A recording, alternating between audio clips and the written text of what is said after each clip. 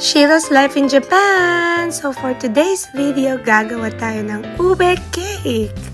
Yan ang mga ingredients: eggs, 4 eggs, butter, at saka vanilla extract.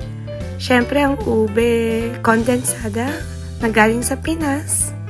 Yan, makos-makos lang. Sige lang. At ayan na yung all-purpose flour, ilalagay na natin. Siyempre, sasalain natin ng konti para maging pino. At naglagay din ako ng konting salt. Yan, sala-sala lang. Then, makos-makos na naman. Mix lang ng mix. Yan.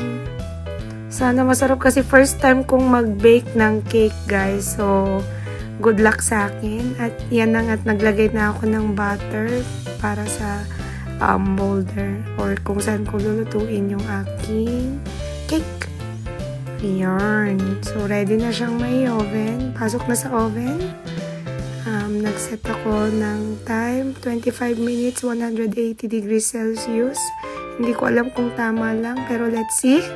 At ayan na nga ang finished product, guys. Tingnan, first time kong gumawa, pero mukha na siyang chocolate cake. Anyway, hinati ko siya sa gitna kasi lalagyan ko siya ng icing. Ito nga, nabili ko lang doon sa Gyomo. Mura lang to, guys, tong icing. Ready-made na siya. Spread lang natin ng konti. Yun. Ng konti pa. Hindi ko rin alam maglagay ng icing. So, anyway, kami lang naman ng aking hubby ang kakain yan. Trial lang. Yan, nakikiuso lang baga sa mga food vlogger. At syempre, yan na yung icing on top of the cake. Hirap palang mag-design ng cake, guys. Yan, messy. Pero anyway, yan na yung finished product. Thanks for watching. Bye!